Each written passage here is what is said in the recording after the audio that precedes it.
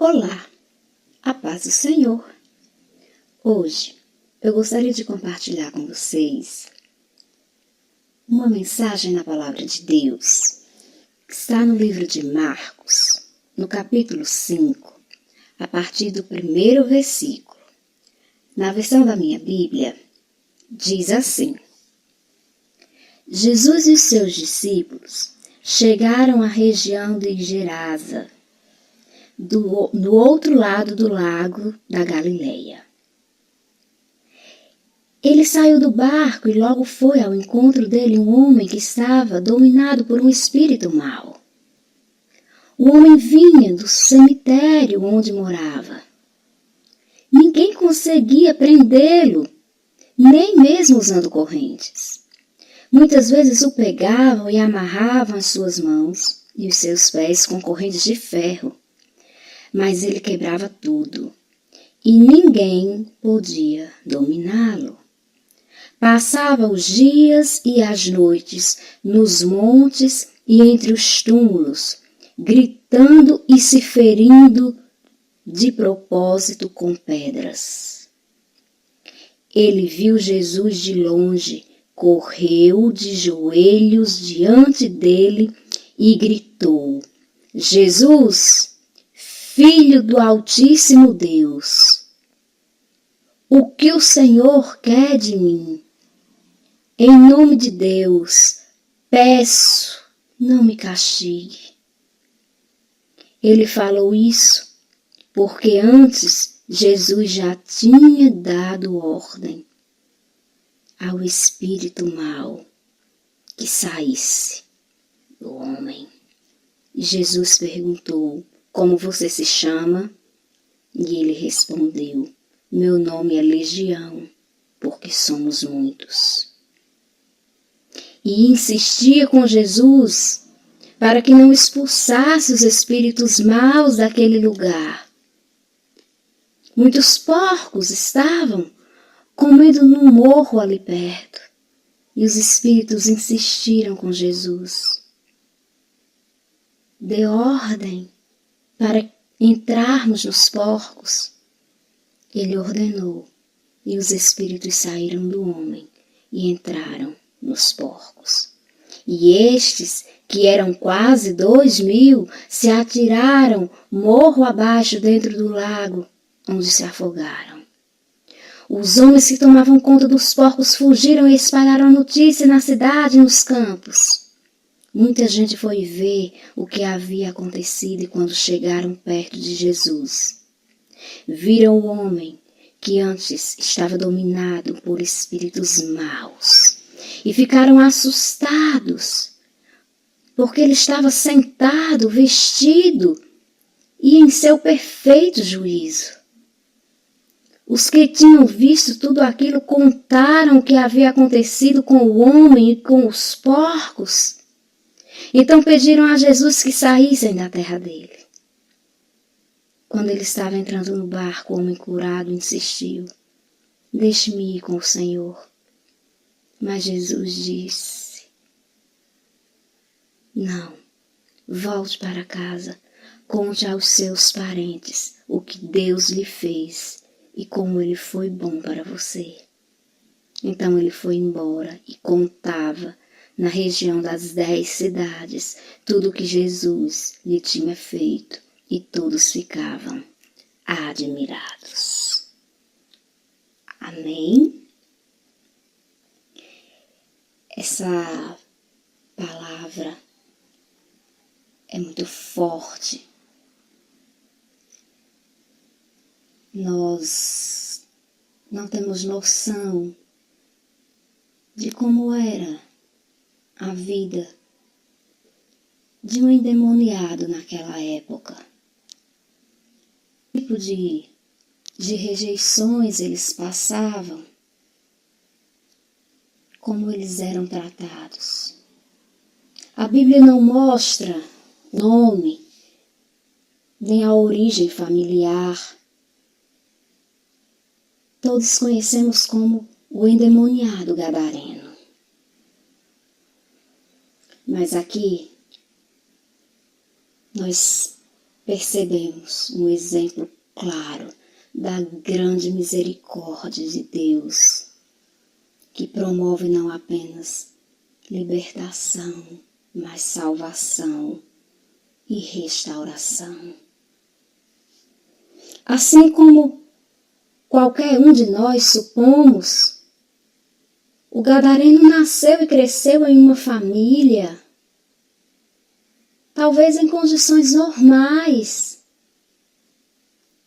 Talvez seus pais, como toda a maioria dos pais, tenha tentado dar o melhor para ele. E por razões que desconhecemos, em algum momento da sua vida, espíritos imundos invadiram, se apropriaram, dominaram, escravizaram, aprisionaram a sua mente, o seu corpo, fazendo com que ele perdesse todo o seu autocontrole, seu autodomínio, o domínio sobre suas emoções, sua capacidade perceptiva, psicomotora, emotiva.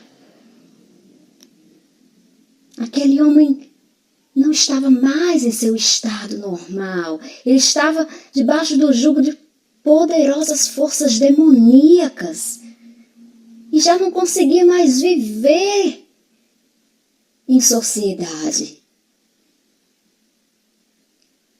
O poder maléfico das trevas era altamente destrutivo, e a grande agressividade com que aterrorizava seus familiares, parentes, amigos e, quem sabe, toda a comunidade era grande. E como solucionar um problema aparentemente insolúvel?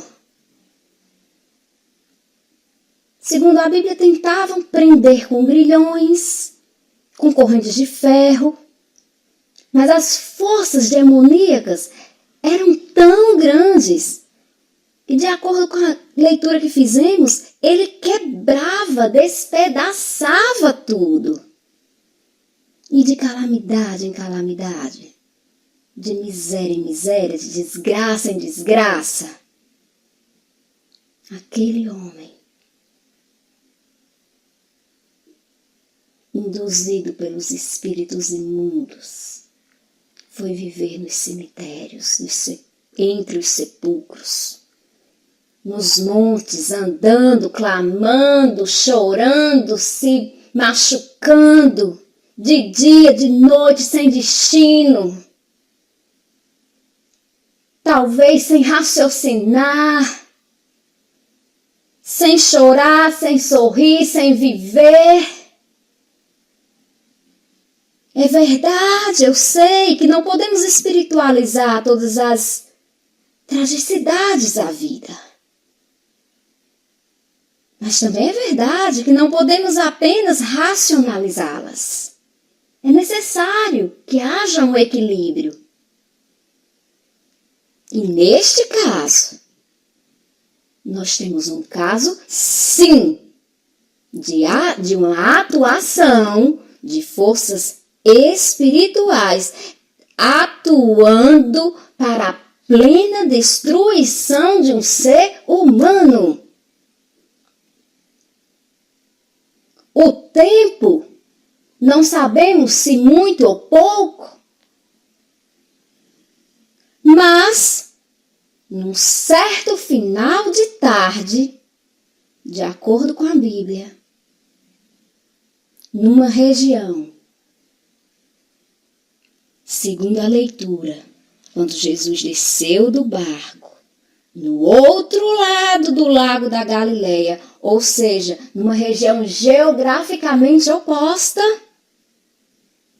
na outra margem do mar, Jesus, de forma súbita, manifesta aos seus discípulos o desejo de ir à terra dos Gadarenos.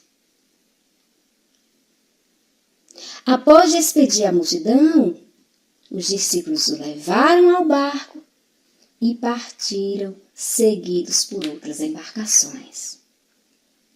Após enfrentar uma tempestade, vencida pelo poder da palavra daquele que criou todas as coisas, os céus, a terra, o mar e tudo que neles há, que tem o total domínio sobre todas as forças da natureza, porque tudo foi feito por Ele e para Ele.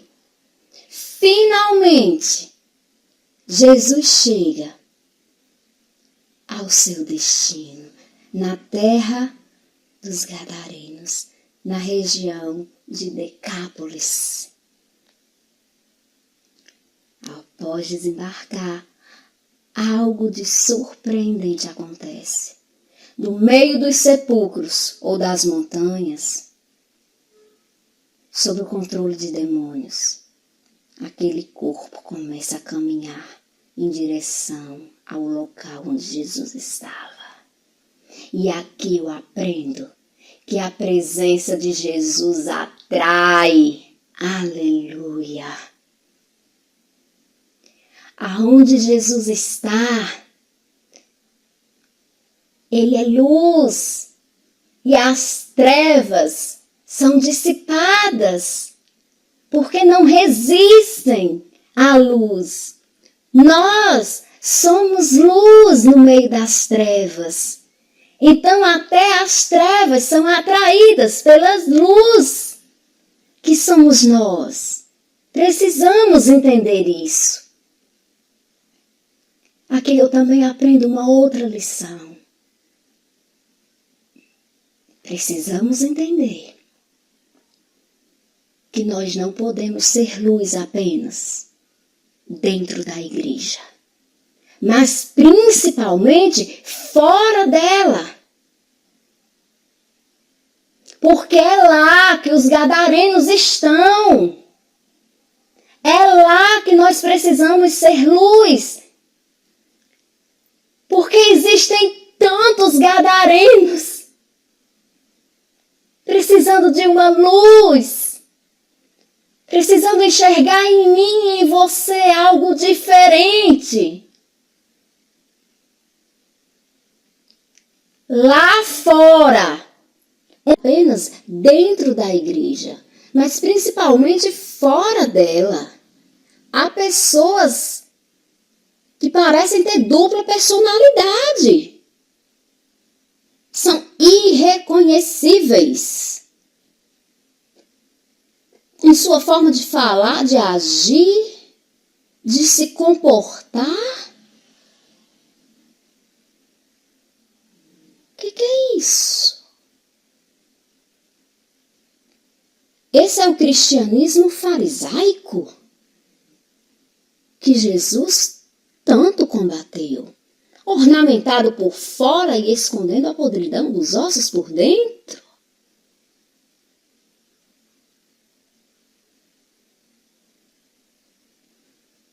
Não é isso que o Senhor Jesus quer de nós.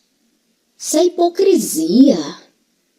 Isso não é servir a Deus em espírito e em verdade. Aí depois aparece um endemoniado. Aí vai alguém orar e apanha na cara de um demônio. Falta de autoridade? Por quê? Isso não é para acontecer. Jejum e oração, vida no altar.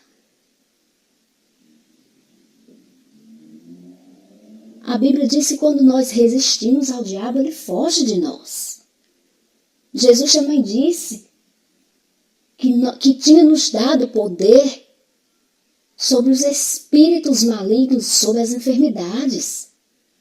Se ele nos conferiu esse poder, e ele diz que se vós estiverdes em mim e as minhas palavras estiverem em vós, pedireis o que quiseres em meu nome e vos será concedido.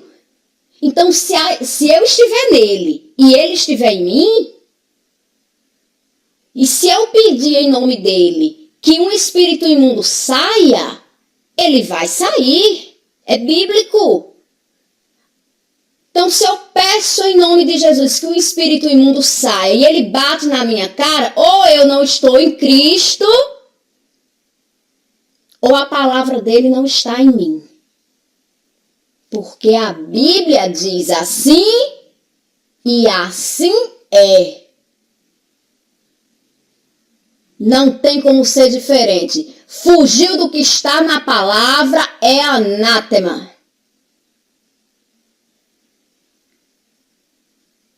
Quando Jesus exclamou, sai dele, espírito imundo. Jesus exclamou comovido de compaixão. Mesmo os demônios impondo resistência, dizendo que eram muitos, que o seu nome era Legião. Jesus tinha compaixão do ser humano. Por quê? O sinal de Jonas. Jonas esperava que Nínive morresse toda. E Deus deu uma lição em Jonas. Mandou Jonas ir para um lado. Ele foi para o outro. Vai para Nínive. Não, vou para Tarsis. Jonas, vai de barco ou vai de peixe, meu filho. Mas você vai.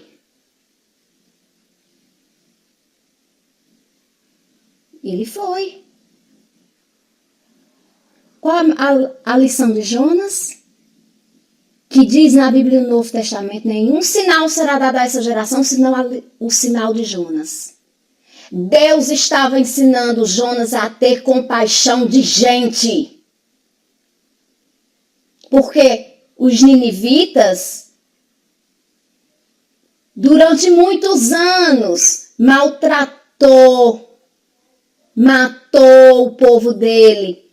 E talvez Jonas esperasse a justiça, o que ele chamava de justiça. Ele esperava ver os ninivitas acabados, liquidados pela mão do seu Deus. Mas o que é que o Deus dele pediu? Vai lá e diz a Nínive que se arrependa. Ele conhecia Deus. Ele disse, não vou, eu conheço o Senhor. Se ele se arrepender, o Senhor vai perdoar. Eu não vou. Eu não vou. Quem está ouvindo aqui, provavelmente pode ter alguém lembrando. Talvez Deus te faça relembrar de alguém que te fez mal. E que Deus tenha te tocado de ir lá e dizer uma palavra, levar uma palavra da parte de Deus. E você travou uma guerra dentro de si próprio. Você está chamando o seu desejo de vingança de justiça divina. São duas coisas bem distintas. E isso é típico do ser humano. Eu quero finalizar falando desse amor de Jesus, que foi o mesmo amor que Deus quis ensinar a Jonas lá no Velho Testamento, quando ele fez crescer aquela aboboreira, fez sombra para Jonas descansar. E depois Deus fez murchar e Jonas desejou a morte. Aí Deus foi lá e disse, por que, Jonas? Estás a me pedir a morte?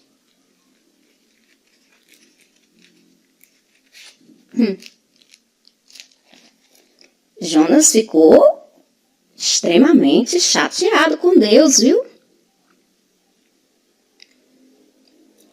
Deus questionou, Você acha que tem tanta razão para ficar com tanta raiva assim? Jonas saiu e disse: para mim é melhor morrer do que viver. E Deus disse: Jonas, você acha que está certo ficar com raiva por causa dessa planta? E ele respondeu: é claro que eu tenho razão para estar com raiva. E com muita raiva, tanto que eu quero morrer. Deus disse: olha a lição. Esta planta cresceu numa noite. Jonas, você está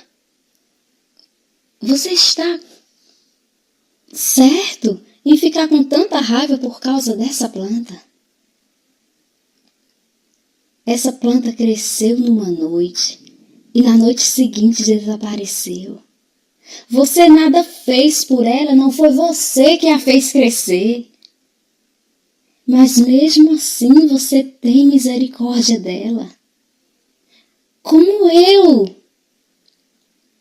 com muito mais razão, não deveria ter misericórdia da grande cidade de Nínive, onde há mais de 120 mil almas que não conseguem discernir entre a mão direita e a mão esquerda. Deus estava ensinando Jonas a ter compaixão de gente. Aqui, Deus está repetindo. Jesus estava ensinando a ter compaixão dos gadarenos. Há tantos gadarenos pelo caminho. Alguns possuídos por espíritos imundos, com as suas vidas destruídas pelo álcool, pelas drogas, pela prostituição. Alguns que já provaram do amor de Deus e por uma cilada do inferno caíram. E não houve ninguém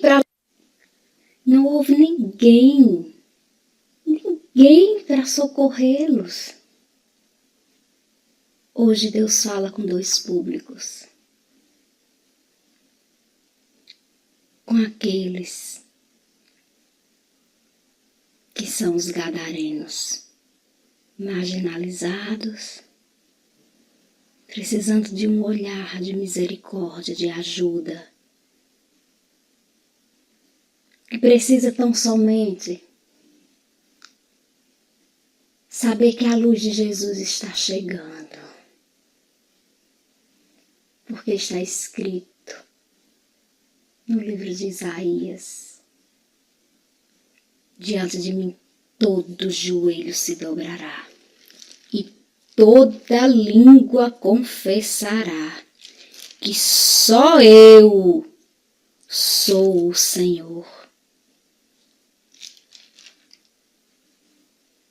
Ah, quantos de nós estamos assentados em nossa zona de conforto, enquanto tantos gadarenos estão sofrendo as humilhações, estão vivendo uma vida miserável, totalmente dominada pelas hostes espirituais da maldade. Muitas formas de escravidão demoníaca. Que nós despertar e ter o mesmo olhar que Jesus teve, porque um dia nós também já fomos gadarenos, talvez não da mesma forma. E Jesus nos olhou cheio de ternura, cheio de amor.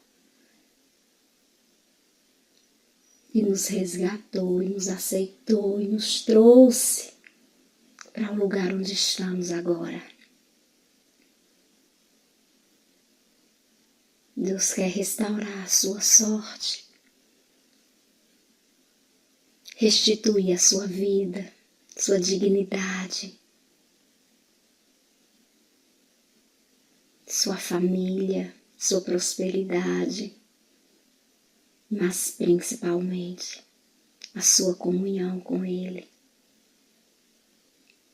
Não há nada mais precioso para Deus do que ver a sua principal criação, aquela que foi a única que Ele disse: façamos o homem à nossa imagem e semelhança. A única criação pela qual Ele deu seu filho, seu único filho, para que morresse por nós. Que nós possamos entender esse sacrifício. Deus não faz acepção de pessoas. Deus ama a gadarenos, a samaritanos. Deus ama cada um de nós. Enquanto vivos estivermos, há um plano de Deus para nós. Que possamos meditar nisso. Que Deus abençoe a cada um de nós. Que a graça e a paz de Cristo reine em nossas vidas. A paz do Senhor. Amém.